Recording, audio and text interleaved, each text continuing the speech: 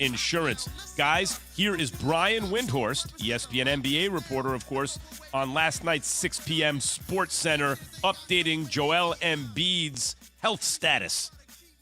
He hasn't cleared the concussion protocol yet, so he can't be listed as anything but out.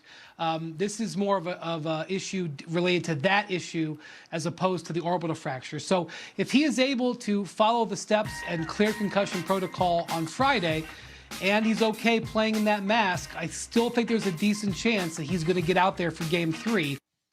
Yeah, see, I don't see Joel Embiid getting out there for Game 3. One of the things, if you've ever been knocked out or had a concussion, just your equilibrium being thrown off is a lot when your dexterity and your agility needs to be off the charts to be on an NBA court or a football field to begin with, right? So now and that's for somebody like me, who's 6'2", 195 pounds. Now let's translate that to Joel Embiid, 7 feet, 275, 80 pounds, has great agilities on the court. Like, for him to not be able to focus and have control of his body is a huge thing. So you can't just say, hey, fight through that. He has to go through concussion protocol so they can make sure that everything is in alignment for him actually to be able to play. And the other thing, Jay, that you didn't mention is the light sensitivity, right? Yes. Because Joel Embiid just now was able to start looking at his phone without starting to get the headaches, and that's a part of the concussion symptoms.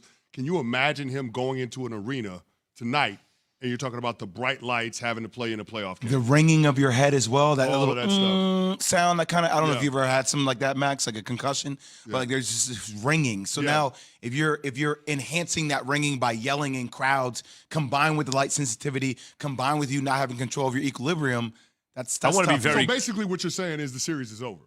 The series has been over, in my opinion. If they had Embiid from Game 1, what then? I think it would have been a tighter series. That the Heat win? I still think the Heat would have had a chance to win because of the scheming. It's still hard to tell because he's so valuable. You're not buying into what James Harden said the other day, which is the series doesn't start until a road team wins a game. I just don't believe what James Harden says because I don't think James Harden believes in James Harden right now. Wow. I think James Harden is at this place physically where, I mean, yesterday, the big stat that everybody was talking about, and I didn't say anything because I was just curious about the new version of James Harden, the fact that he has not attempted 20 shots or more in a playoff series is alarming. So just the awareness of saying, going into a series, saying, we need you to be more aggressive, but he hasn't pushed himself to be aggressive, lets me know that James Harden is in purgatory with his own mind. Jay, you're a little late on this one because there's a radio show called Keyshawn, J. Will, and Max. Oh. There's a guy, Jay Will, who before the series started, I believe, right, was talking about on a segment called Running the Point. It's tremendous. You should check it out if you have the time. I will. The things we would learn in the second round of these playoffs. And at number 5, this guy, Jay Will, had Harden's rep is about to take a hit. So don't now jump on the bandwagon when this guy had this before the series started. It's taking a hit. It's taking a big hit, man. It's taking a massive hit because people are talking about all the things that James Harden can't do anymore. But here's the way I look at it, CC, and call me crazy. Everybody looked at James Harden as the piece. And in my mind, understanding who James Harden is now, I'm like, oh, no. He's not the piece. He's a piece of a championship team if you can get him at the right value. And that's going to be the challenge for Daryl Morey and the 76ers moving forward. I'm going to start talking about this series as if it's already over because, in my opinion, it is over. Yeah. So I'm looking forward to next year, right? If you can get James Harden at the right value, maybe he opts in and you have Joel Embiid, and you go out and you get a guy, Bradley Beal, who is in the piece with Joel Embiid as the piece, and then James Harden as a facilitator. That can't be Tyrese Maxey? I mean, Tyrese Maxey's the guy that comes off the bench. I don't know. Oh, The way he's ascending, I'll leave Tyrese alone. That's Yeah. my Bradley Beal. Yeah. No.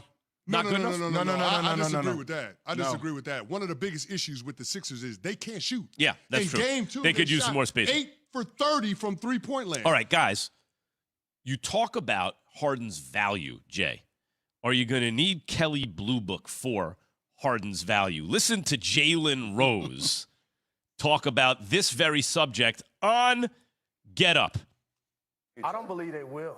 And I know people are going to think that's surprising based on the fact they did everything they could to wait for their guy. But you don't do like the Lakers did with Russell Westbrook and double down on a bad decision. And here's why. James Harden, if you look at his Carfax, he breaking down. He ain't that same player. Chris Paul is a classic car. He's a used car. This team can't win because they got him.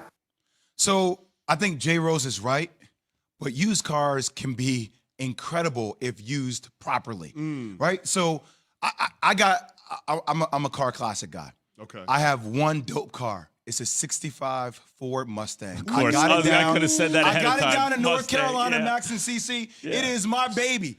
I don't take that thing out and ride it every damn day. Converti? No, not a converter. Hard top.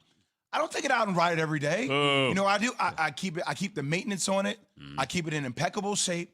And then when I do take it out, though, man, That's it's what he's good. saying. Classic car. That's Chris Paul is a classic Yeah, but car. Chris Paul is your Mustang. But Chris Paul is still playing at an elite level every single day. That's what I'm saying. James Harden isn't going to do that every single day. That's what I'm saying. He can't be the guy. He's a guy that you can bring out for the right situation. And like, man, this is one hell of a ride when you get there. But he can't be a guy to help you get there on a day-to-day basis. You have to use him the right way. So, yes, we're looking at him differently.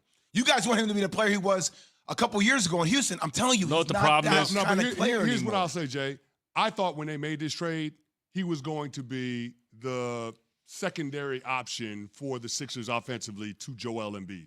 That's not the case.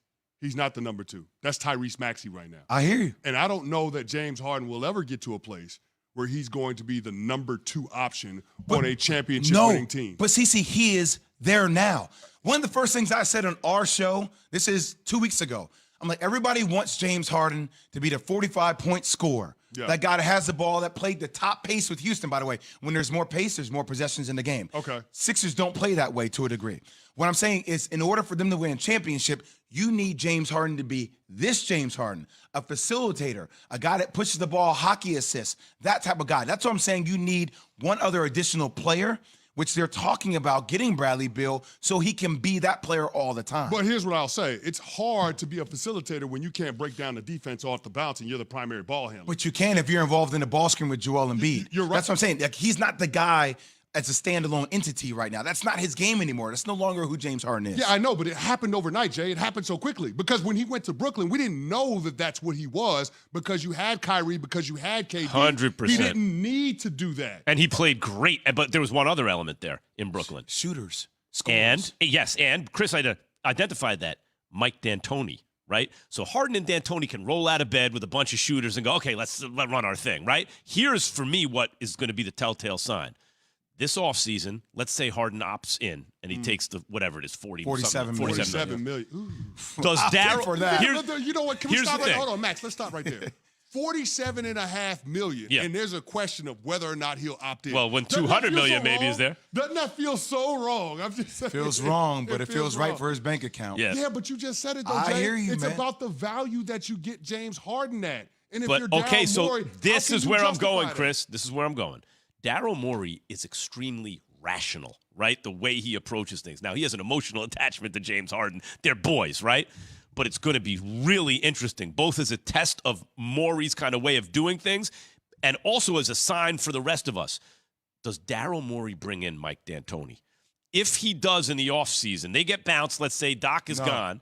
If he brings in Daryl Morey, doesn't that tell you something about what he thinks, what the Max, analytics and Max, trackers Daryl say Morey, about that James is- Harden? That ain't his show. Like, I'm not saying that Daryl Morey won't make the final say, but it's not about being able to get the most out of James Harden. It's about getting the most out of Joel Embiid. Right, but we'll This see is what it. Morey does. But I'm telling you right But now- think about this, though. Like, in D'Antoni's system, when has the big man ever been featured?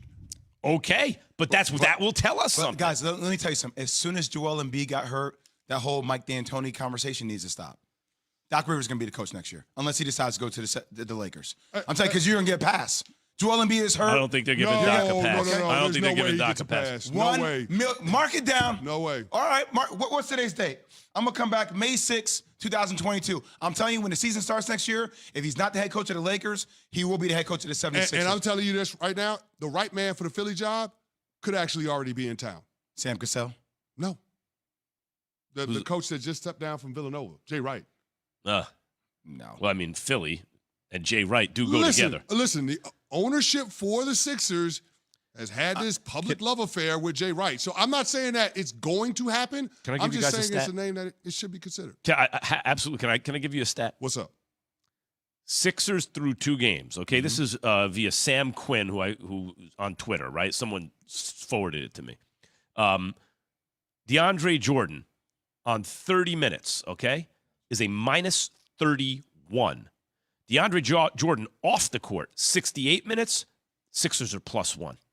The Sixers are +1 without him on the floor. They're minus 31 in 30 minutes with him on the floor. And Doc is the guy who's saying, hey, the guys like him, like his rah-rah, like we're going to I talk to my veterans, this is what we want to do, is the reason they are stubbornly playing DeAndre Jordan. And much like the bench unit that he played last year in the playoffs, Doc went all bench and it was getting slaughtered. And he was like, nope, this is what we're doing. So That's more than even Ben Simmons why they lost that series last year. Paul Reed and George Niang is the answer? Yes. Okay. It makes you competitive more than this. Okay. More than if you're minus Jay, you're minus 1 point per minute. I get the thing about DeAndre Jordan playing. I get all that. It's like we're finding something to focus on. But, 76ers didn't have a chance, man, against Miami. But this is why Doc, I don't think, will be there next year. Not Daryl Morey it's too analytics focused to rock with that. Yeah, plus Doc had Joel Embiid in when they were up by 20+ in Game 6 against the Raptors when he got hurt. The Sixers need James Harden to get in the zone. Brought to you by AutoZone. Is he a classic car, a used car, a broken car? Can you take it for a spin around the block? Cars. Get